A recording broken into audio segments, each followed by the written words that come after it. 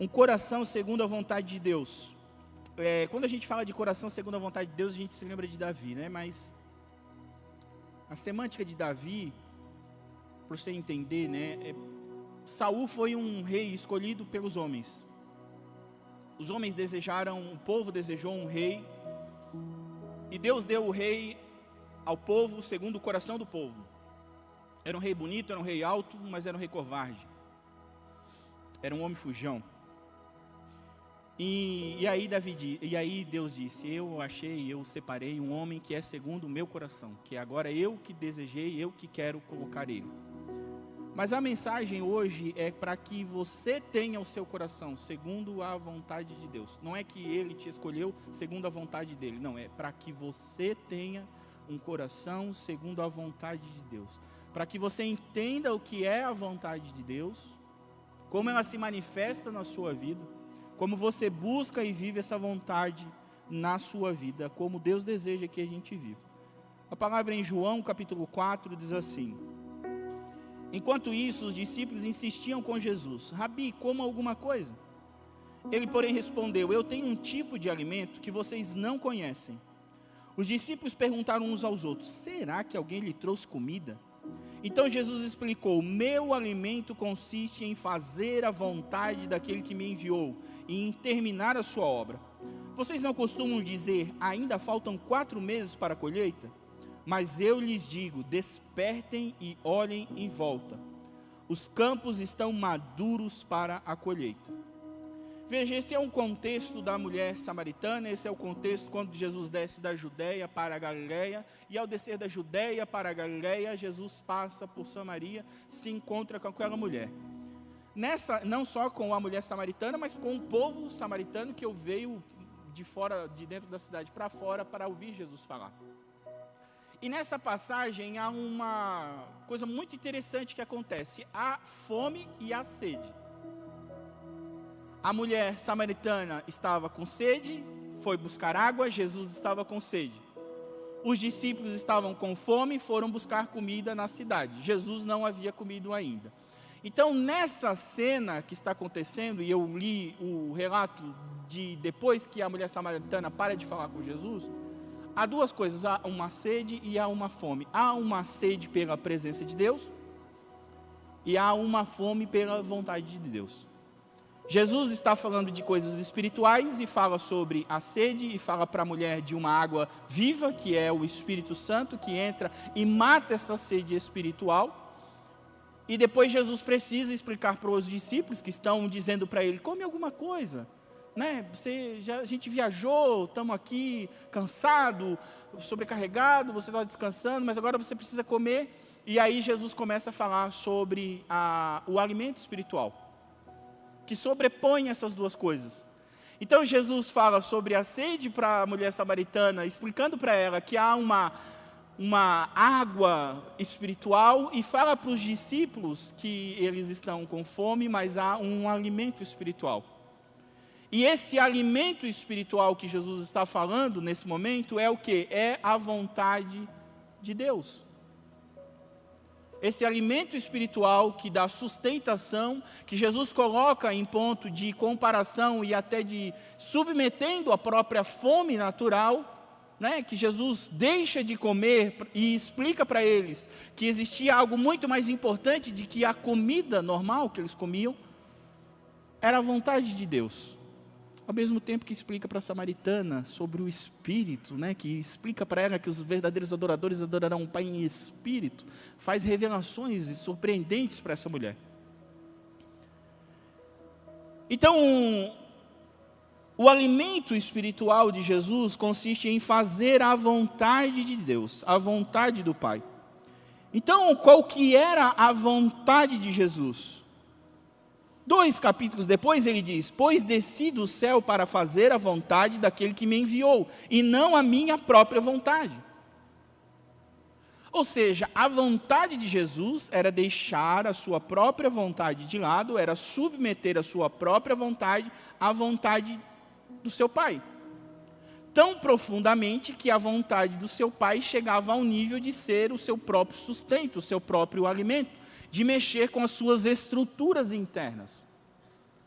Então a vontade de Jesus era uma submissão à vontade do Pai. Lembra quando Jesus estava no Getsemane, que ele fala: Pai, se possível, passa de mim esse cálice. Contudo, não seja feita a minha vontade, mas a tua vontade. Então a vontade de Jesus, na verdade, era submissa à vontade do Pai. E aí nos traz outra pergunta: qual é então a vontade de Deus? A vontade de Jesus é fazer a vontade do Pai. Então qual é a vontade do Pai? Diz o apóstolo Paulo: isso é bom e agrada a Deus, nosso Salvador, cujo desejo ou vontade, como sinônimo, é que todos sejam salvos e conheçam a verdade. Pois é a vontade de meu Pai que todo aquele que olhar para o Filho e nele crer tenha vida eterna, e eu o ressuscitarei no último dia. Então, qual é a vontade de Deus? Quando alguém perguntar para você, você vai saber responder. E às vezes você nunca sintetizou essa pergunta dentro do seu coração. Qual é a vontade de Deus Pai? A vontade de Deus Pai é que todos aqueles que Ele criou o conheçam. Que todos aqueles que Ele criou olhem para Jesus, para que em Jesus achem o caminho para o Pai.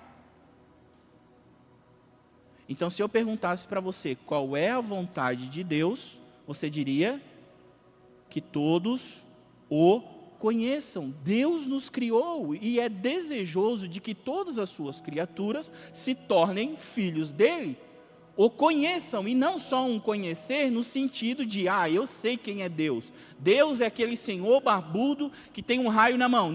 Esse é Zeus. Esse não é Deus. Esse não é Deus, esse é Zeus. Deus é o Senhor soberano do universo, criador de todas as coisas. E desejou ser nosso Pai. E tem uma vontade no seu coração, que nós o conheçamos. Mas esse conhecimento de Deus não diz respeito, gente, porque naturalmente, né, quando a gente fala assim, ele é meu conhecido, a gente nunca trocou duas palavras com a pessoa, mas a gente já viu ela algumas vezes, e a gente fala assim, tu conhece? Não, é meu conhecido.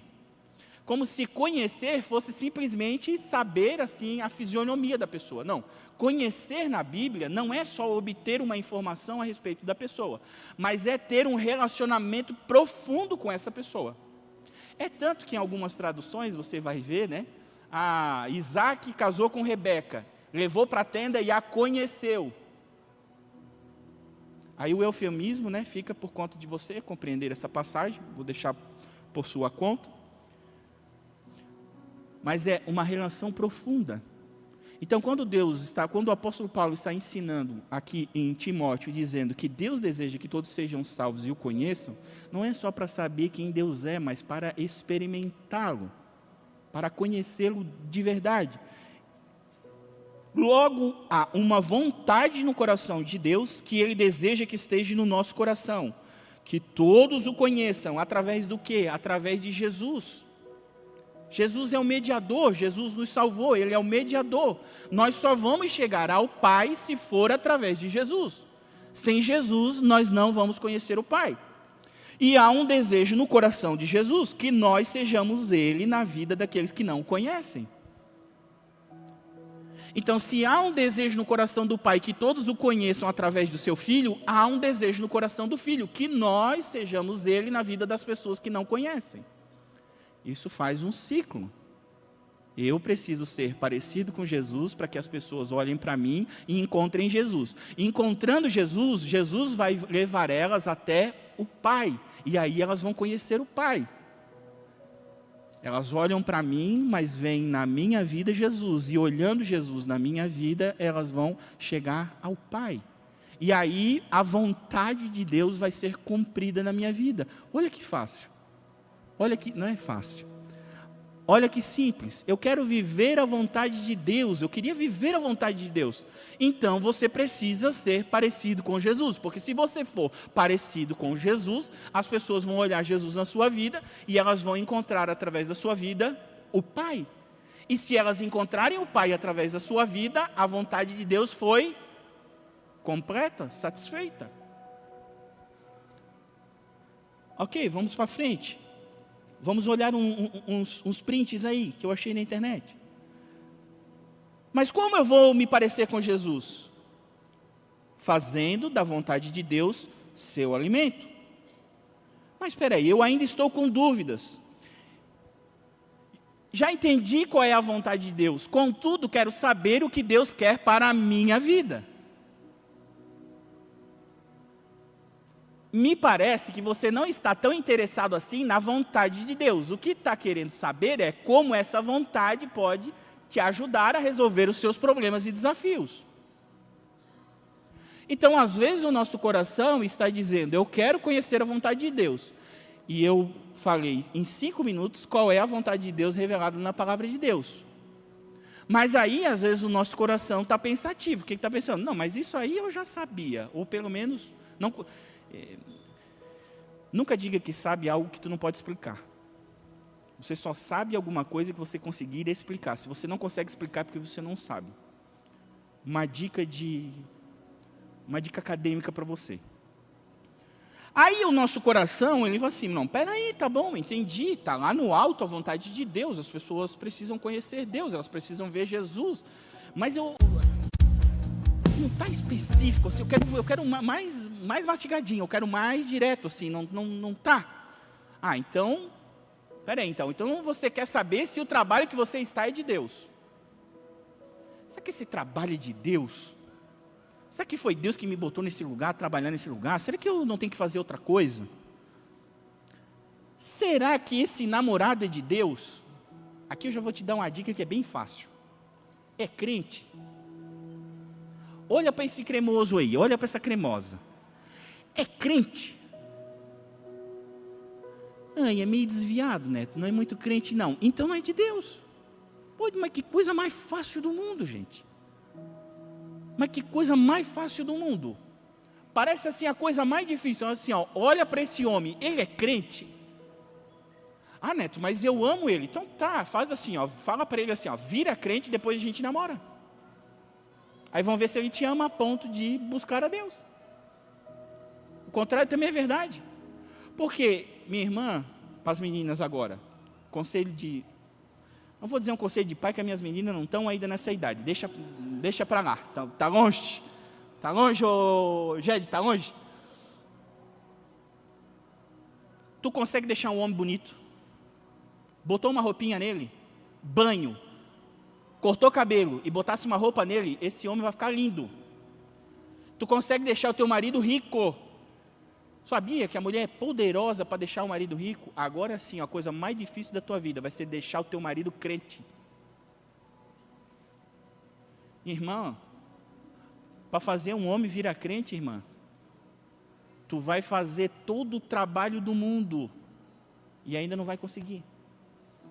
Meu namorado, será que esse namorado é de Deus ou não? É crente? Não é. Se não é, irmão, aí, mana, aí, minha irmã, aí você vai orar mais daí. Aí, será que a camiseta que eu comprei é da cor certa, está na paleta certa? Será que essa sociedade que eu fiz é de Deus? O bom é que a gente pergunta essas coisas depois de fazer a sociedade, né? Primeiro a gente faz a sociedade, primeiro a gente faz as coisas, depois a gente vai perguntar para Deus, será que é de Deus? Eu compro um Uno ou um Palio, será? Compro um Gol ou um Polo? Irmão, eu cheguei para o mineiro e falei assim, mineiro, eu não entendo nada de carro.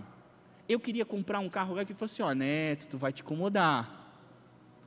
Mineiro, eu não entendo nada de carro. Me ajuda, o que tu disser para mim que é bom, por quê? Porque eu não sei. O que tu disser para mim vai ser o que é. Vou perguntar para quem sabe vai me dar o conselho e vai ser um conselho bom que eu vou seguir.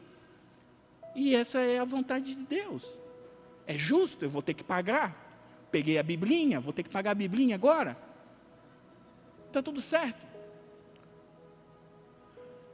Será que eu deveria ter comprado? Será que eu não deveria ter comprado?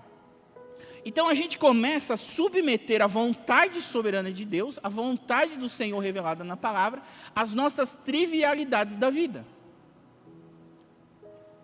A gente começa a submeter e tentar encaixar nas coisas que a gente vive isso. A gente começa a tentar achar alguma coisa, né? E isso até vai tornando a gente, às vezes, até meio místico, né? A gente diz assim, olha, Se eu for naquela loja e ela estiver aberta, eu vou comprar. Aí tu vai no shopping, né, irmã? Quando tu faz essa proposta para Deus, tu sempre vai no shopping. Porque tu sabe que no shopping as lojas abrem até às 10, né? Não vai lá no centro. Lá no centro fecha às 6. Se a porta estiver aberta, quando eu entrar no corredor, é que é para mim entrar.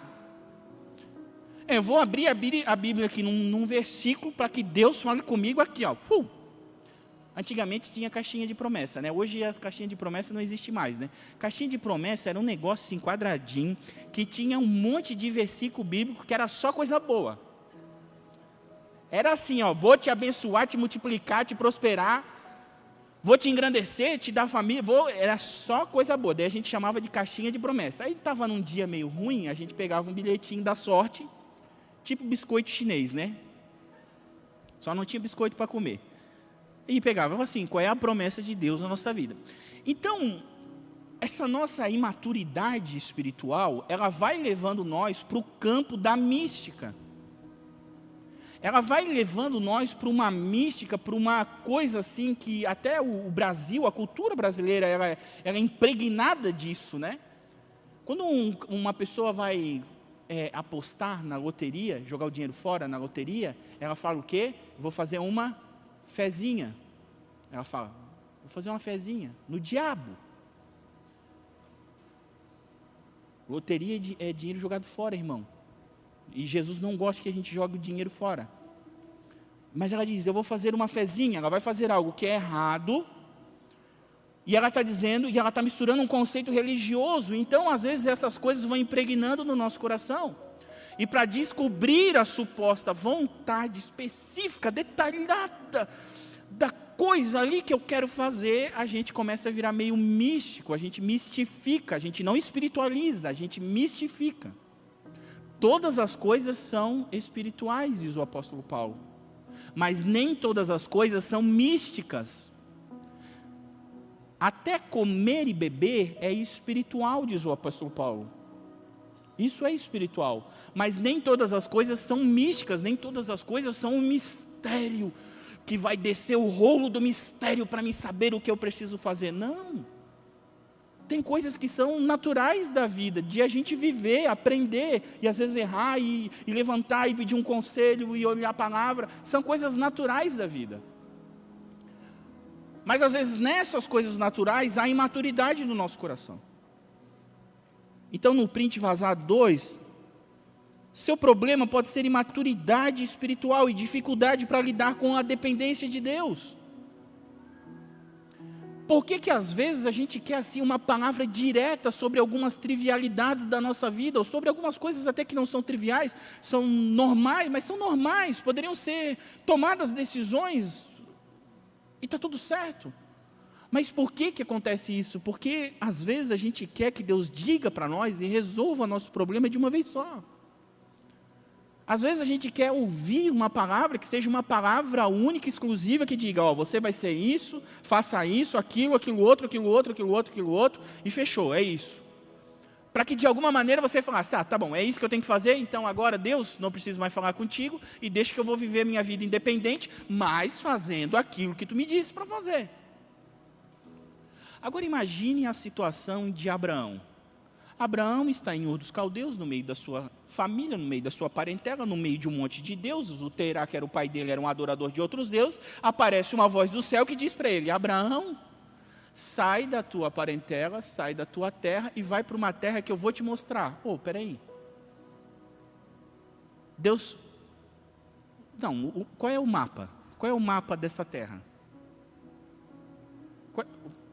Para onde eu vou? Não, Abraão, sai da tua terra e sai da tua parentela. E só sai, só te move. E no movimento, na obediência, na dependência de Deus, Deus ia dizendo, Abraão, estás aonde agora? Já chegou em Jebus? Já chegou em Sicar? Já está nos carvalhais de Manre lá? Abraão, está passando fome? Já foi para o Egito? E aí Deus vai falando, Senhor Abraão, tudo que tu está pisando, o pé é teu. Mas Deus só dizia que era dele depois dele pisar o pé. Antes dele pisar o pé, Deus não dizia. Isso se chama dependência da vontade de Deus, ou seja, eu obedeço um pouquinho do que Ele me falou e vou fazendo, e na medida que eu vou fazendo, Ele vai me revelando novas coisas. Mas isso requer dependência, e a gente não quer depender de Deus, a gente quer ser independente de Deus. Porque a imaturidade do nosso coração nos leva a ter independência. A minha filha joga um joguinho no celular, e aí ela vive pedindo, pai, compra ela só consegue fazer 5 personagens. Aí ela fala assim, pai, compra o outro, pai, por favor. Eu falo assim, não, minha filha, 5 tá bom, te contenta. Ai, quando eu tiver 18 anos, que eu ganhar dinheiro, eu vou comprar esse personagem. 9 anos de idade. 9 anos de idade, e ela está sonhando com o quê? Com independência do papai dela. Por causa do quê? Da imaturidade. Eu disse, filha, quando tu tiver 18 anos, tu vai entender nessa tua cabeça que não vale a pena gastar dinheiro com esse joguinho. Mas até lá eu vou ter que suportar a tua imaturidade. Então há imaturidade no nosso coração, e às vezes a gente faz essas propostas para Deus. A gente quer algumas coisas que acha que vão resolver a nossa vida, e quer dar um tempo em Deus de dizer, Deus, agora eu fiz 18 anos e agora eu vou fazer como eu quero. Ou seja, nós não estamos parecendo com Jesus que sacrificou a sua própria vontade em favor da vontade de Deus.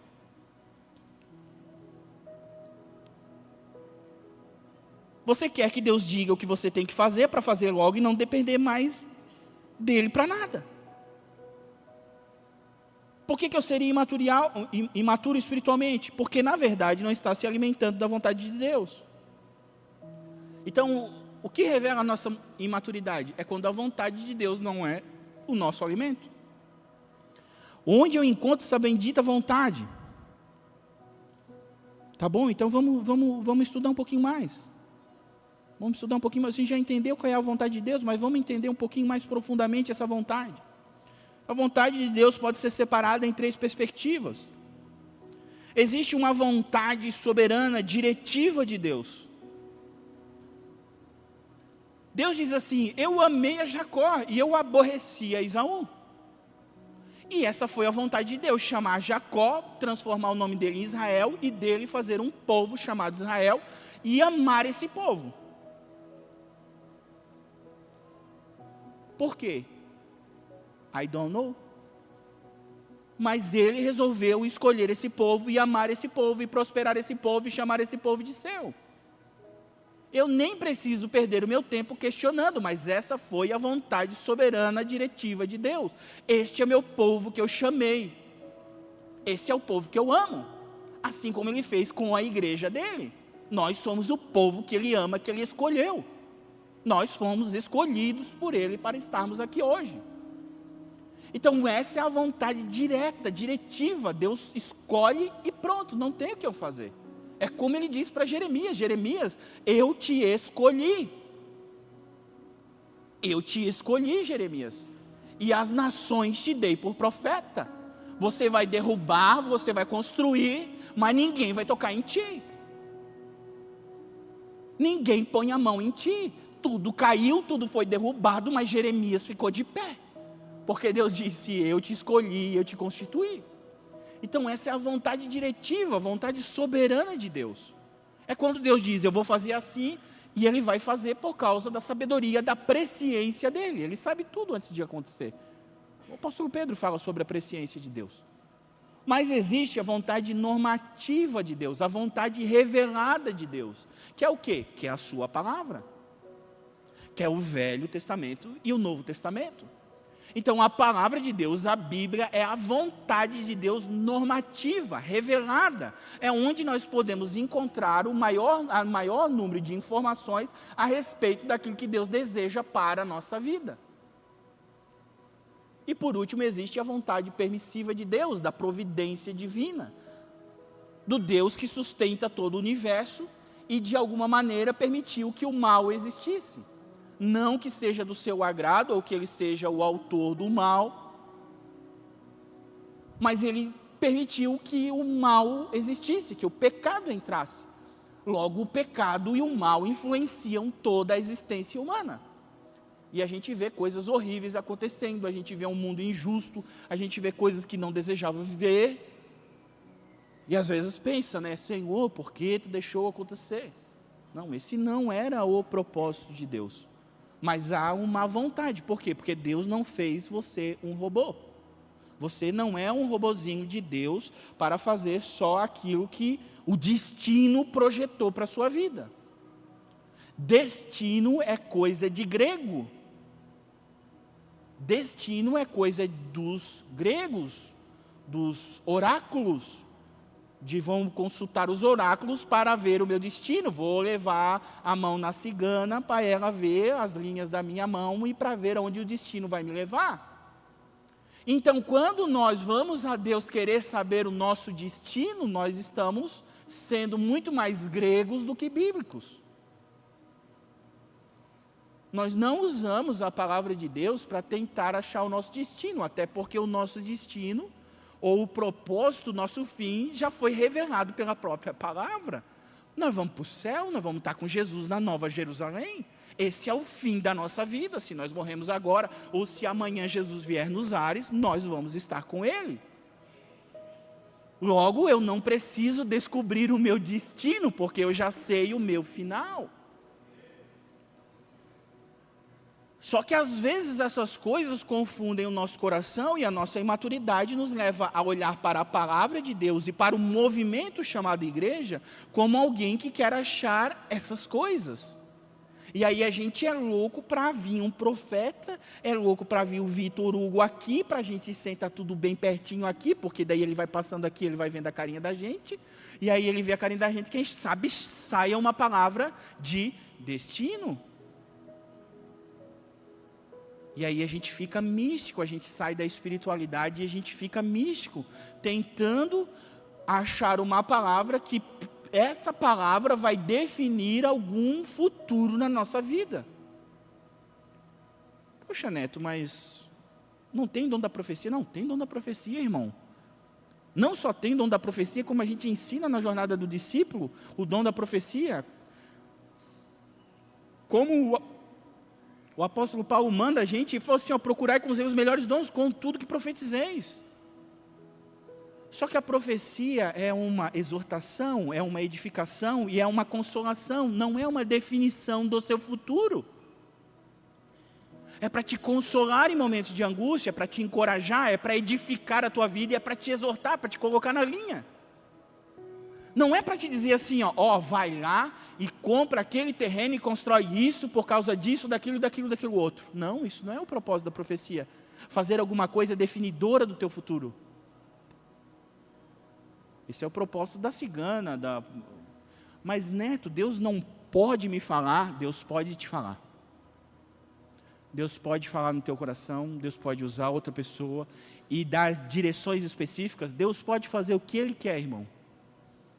O que Deus quiser fazer, Ele vai fazer. Se Ele quer te dar um negócio claro, assim, direto a respeito de uma coisa, Ele vai te dar. Há uns 2 anos atrás, eu estava aqui na vigília orando, e o Senhor falou, vai escrever um livro, e me deu o nome do livro. Eu escrevi o livro? Não escrevi ainda. Eu só botei o título no Google Docs, e deixei lá, está lá na dispensação do Senhor, está no azeite. Mas o Senhor me deu, em oração aqui, Ele me deu. Me mostrou o propósito do livro. Me mostrou o que eu devo escrever. E eu aqui fui preguiçoso, displicente e ainda não fiz. Deus pode te dar uma direção. Mas essa direção, gente, nunca vai ter a ver especificamente com a tua vida, mas com a vida de outras pessoas, com a vida da igreja. Veja, o livro não é para mim. O livro é para outras pessoas, para abençoar outras pessoas. Veja, o que Deus quer revelar para você é de que forma você vai fazer com que todos conheçam a Deus, porque essa é a vontade de Deus. Então, quando Deus revela uma vontade para a sua vida, essa vontade que Deus revelou especificamente para a sua vida está ligada à vontade de Deus. Do quê? Para que todo mundo conheça Ele. Vontade soberana, vontade normativa, vontade permissiva. Então, o que nós buscamos com muito entusiasmo? A vontade diretiva de Deus. Há um entusiasmo no nosso coração para achar assim, ó, eu vou vir no culto hoje, pai. Não, hoje eu vou no culto. Hoje, assim, ó, Deus, fala comigo, mas assim, Deus, eu não quero assim, e o pastor falou que Deus ama todo mundo. Não, eu quero que Deus, eu quero que tu diga, eu te amo só para mim. Está vendo que é sobre a nossa vontade, não é sobre a vontade dele? Está vendo como a nossa vontade está consumindo a vontade dele de acontecer na nossa vida? Está vendo como a gente sempre quer que Deus trate na nossa individualidade, e Deus sempre tratou nós na nossa individualidade? Mas a gente leva para o individualismo. Não é só que Deus quer falar comigo, é que Deus tem que falar para mim, sobre o que vai acontecer em mim. Qual a razão disso? Qual a razão? Qual o propósito? Quantas pessoas vão ser abençoadas a respeito disso? Nenhuma. Por quê? Porque o mundo hoje, gente, ele não é só individual, esse individualismo do mundo vai levando a um egocentrismo, a ideia de que as coisas têm que ser feitas em meu favor. E Jesus está dizendo para nós que a vontade de Deus é tão poderosa na vida dele, que ele deixa de comer pela vontade de Deus. Só que às vezes eu estou triste e angustiado, porque eu queria ouvir a voz de Deus. Mas eu queria ouvir a voz de Deus de maneira individualista. Eu estou com as carências no meu coração, e Jesus fala isso para os discípulos, né? Vocês dizem, ainda falta. Há uma carência no nosso coração. Vocês dizem que falta, e eu estou dizendo para vocês que é para vocês abrir o olho. Por quê? Os campos estão brancos. Não falta nada. Mas há uma carência no nosso coração, e nós queremos que Deus supra essa carência e nos fale de maneira individualista. Deus não vai fazer isso, irmão. Mas Deus pode falar contigo. Deus deseja falar contigo. Num abraço, numa palavra, num WhatsApp, em qualquer... Deus deseja. Mas Ele não vai falar nessa individualidade que tu está buscando. Por quê? Vamos mais um pouquinho então. Por causa da vontade revelada, da vontade normativa. Veja bem. Se alguém escrevesse uma carta de amor para você,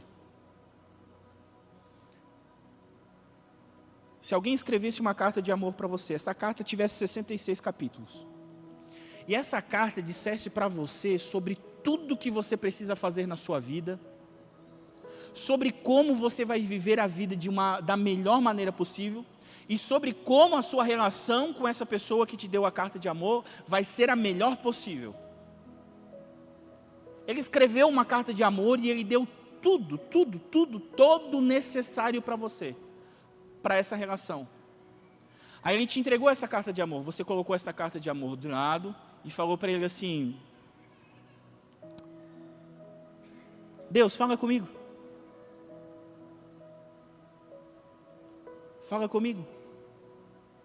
Aí ele tá falando para você assim: eu já escrevi uma carta de amor para você. Toda a minha vontade está revelada nessa carta de amor. Você já leu a carta de amor? É como se Deus mandasse no WhatsApp tudo em texto, e a gente fala assim: em texto eu não quero. Apesar que tem a Bíblia em áudio hoje, né?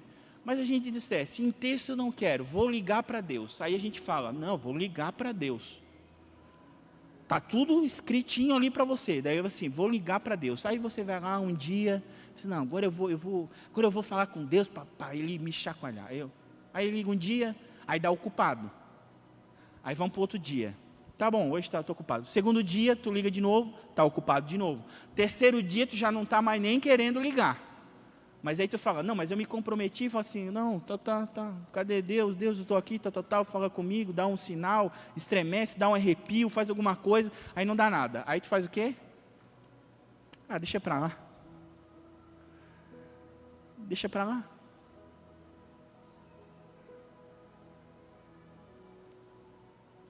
Irmão, às vezes nós temos que olhar para dentro de nós e perceber que, na verdade, nós não estamos querendo Deus como a gente acha que pensa que quer. E isso é plenamente normal, porque isso é o pecado que faz na nossa vida. E aí a gente precisa beber da água do Espírito, para que essa água do Espírito nos lembre da fome da palavra. Para que essa água mostre para nós o quão necessitado nós somos da palavra, do pão que nos sustenta, do maná que cai do céu. Então, às vezes, a gente está querendo que Deus fale algo, quando Ele já falou muito. E aí, vamos, não sei se é uma coisa boa fazer isso, mas vou conjecturar aqui. Vamos pensar pelo lado de Deus. Deus já te falou, te deu uma carta de amor, e tu não deu valor. Aí, quem sabe Deus pensaria assim: se Ele não deu valor para a carta de amor que eu dei, por que tu daria valor se Ele te falar alguma coisa agora? Se Ele usou mais de 40 homens para escrever 66 livros durante 2000 anos, um monte de gente morreu, um homem teve que fazer uma reforma mundial, para poder ter a palavra, para poder ter essa carta na sua mão, de maneira que você possa compreender. E além disso, ainda fizeram uma versão mais atualizada possível do português que a gente fala, para que ela fique mais clara possível ainda. Se nós não damos valor para essa palavra que já foi escrita, por que no nosso coração existe a ideia que nós vamos valorizar se Deus falar alguma coisa com nós hoje? Por que você acha que se aparecer um anjo lá na saída e te falar alguma coisa, você dá valor quando não deu valor para essa palavra? Vou te provar biblicamente isso. Jesus falou sobre o rico e o Lázaro. O rico foi para o inferno, e ele estava pedindo para o Lázaro molhar a ponta do dedo na água e botar na língua dele. E ele queria que o Lázaro fosse anunciar para os irmãos que ele estava no inferno, e que era para os irmãos não vir para o inferno. E sabe o que Deus falou para ele? Eles já têm a lei e os profetas. Eles já têm a palavra. Se eles não acreditam na palavra, não vai ser um anjo ou qualquer um que vai dizer alguma coisa que vai convencê-los. Está tenso. Vou tomar uma aguinha.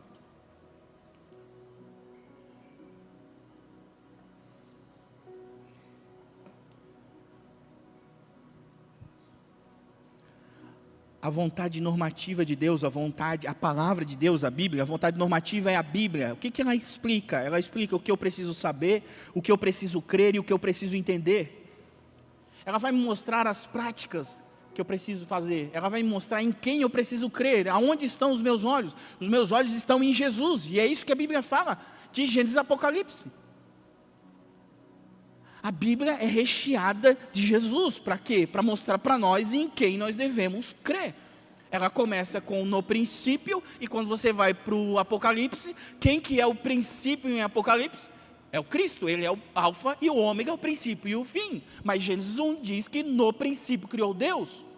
Logo, onde Deus criou as coisas, criou no princípio. Quem é o princípio? É Jesus. Logo, Deus criou todas as coisas em Jesus. Então, toda a palavra de Deus vai estar recheada de um nome, vai nos apontar para um nome, para que a gente creia nesse nome. Por que a gente deve crer nesse nome? Porque é essa crença que vai nos levar até Deus. Então, a palavra é para transformar o nosso entendimento. O apóstolo Paulo vai nos dizer: transformai-vos pela renovação da vossa mente, do vosso entendimento, da vossa cuca. Para quê? Para que vocês possam experimentar a boa, a perfeita e a agradável vontade de Deus.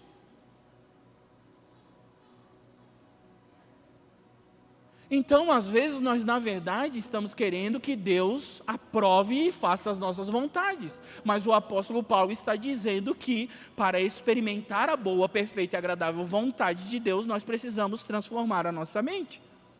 E aonde vai haver a transformação da nossa mente? Na palavra de Deus, que é a vontade normativa revelada para o seu povo.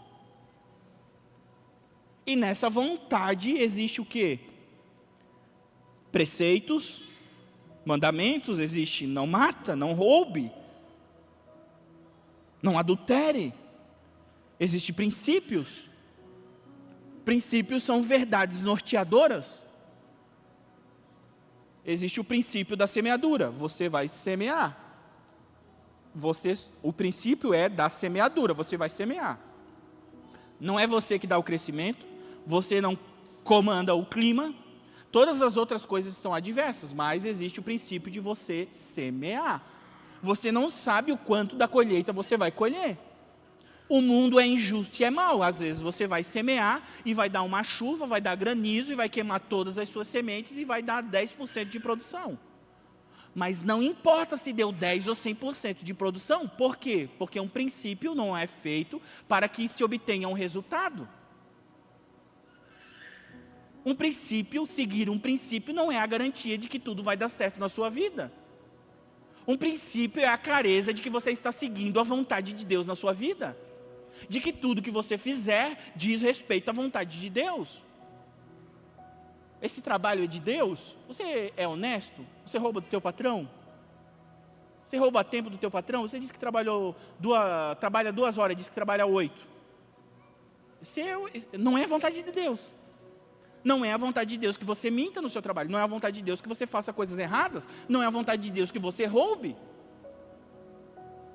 Ah, mas eu queria trocar de emprego. Vai estudar e buscar novos empregos então. Está tudo certo.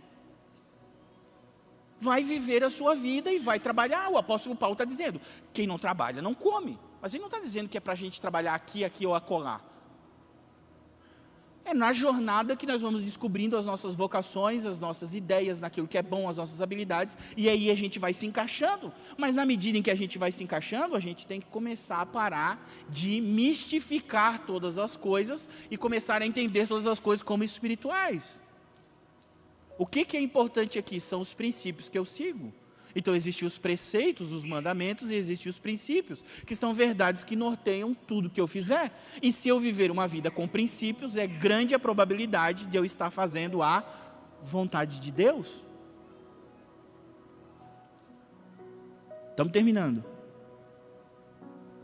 Existem as profecias, e as profecias são o quê? São a palavra de Deus, que certificam que aquilo vai acontecer na história. Então, quando você lê Apocalipse, o final da história já foi traçado.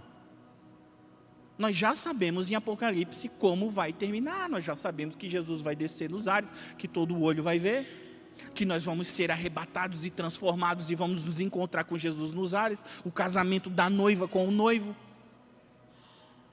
E que depois de nós nos encontrarmos nos ares, Jesus vai descer com a sua igreja vitoriosa e matar com o sopro da sua boca o anticristo, o falso profeta, a besta, e vai inaugurar o quê? A Nova Jerusalém. Nós vamos morar numa cidade que tem ruas de ouro, que os muros são de ouro, que tem uma árvore no meio, e que essa árvore serve para nosso alimento, e que Deus está no meio dessa cidade, e que não precisa sol, porque a presença de Deus ilumina.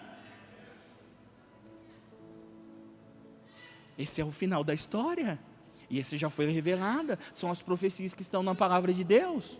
Então tem os preceitos, tem os princípios, tem as profecias, e por último tem o quê? Tem a sabedoria. Por último tem a sabedoria.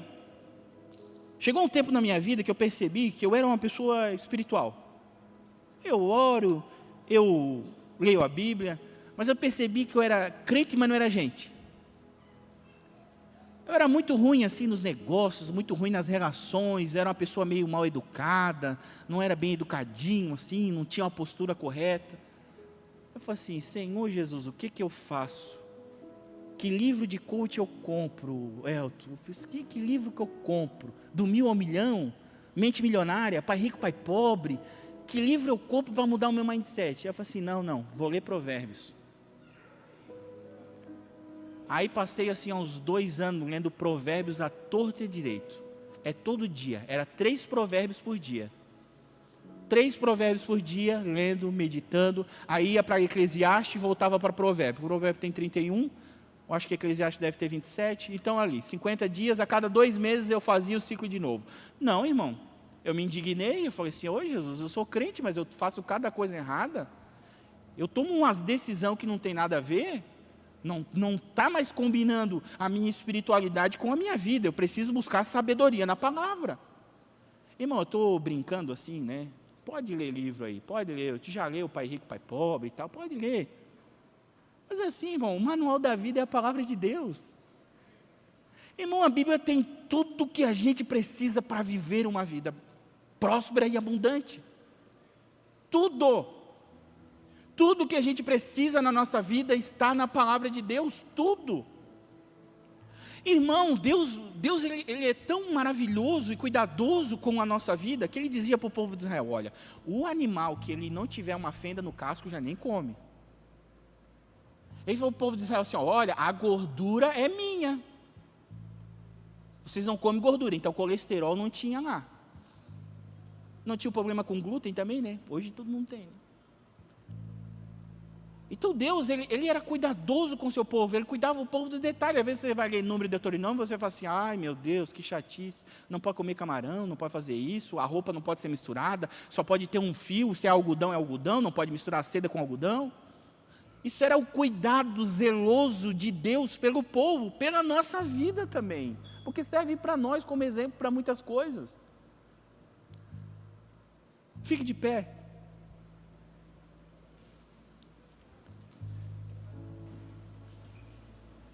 Então, irmão, para finalizar, a vida não é sobre o quanto da nossa vontade é feito, mas o quão cheio da vontade de Deus nós estamos. A vida é a compreensão, a vida espiritual, a nossa espiritualidade é a compreensão do quanto nós precisamos sacrificar as nossas vontades, assim como Cristo sacrificou as suas vontades, para então viver a vontade de Deus. E sem pensar por um segundo de que essa vontade de Deus, de alguma maneira, seja ruim para você. Porque Deus disse ao povo de Israel, eu bem sei os planos que tenho a respeito de vós, planos de bem, não de mal. Deus tem bons planos a nosso respeito. Mas esses bons planos são a sua vontade, não a nossa vontade. Enquanto nós não sacrificarmos no altar do Senhor as nossas vontades e buscar profundamente a vontade dEle, irmão, a nossa vida não vai ser diferente. A nossa vida não será transformada. Feche teus olhos.